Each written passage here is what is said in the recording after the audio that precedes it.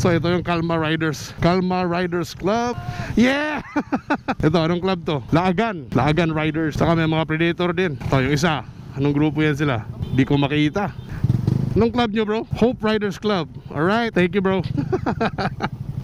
So far, nakikita ko Calma Riders Club, Laagan, tsaka Predator. So saan ba sila magsa-charity today? Pindugangan Elementary School. So sana sa iba't ibang, alam ko naman na sa iba't ibang syudad sa Pilipinas, may mga ganito talaga, no?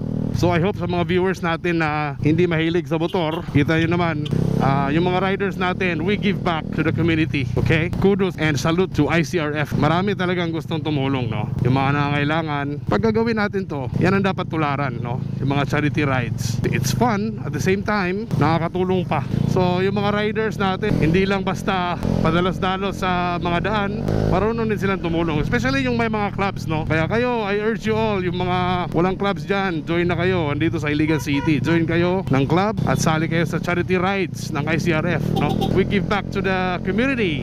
Kahit nakikita natin ng mga riders, yung iba mga kamote sa daan, pero kahit kamote kami, we find ways to give back. Pero di yan rason na pwede na kami maging kamote, ha? Hindi yan rason. Pero nakakasiguro naman tayo pag may club ka, kompleto yan, kompleto ng papel, nag-a-abide ng rules sa daan. Kasi may mga workshop yan, may mga meetings.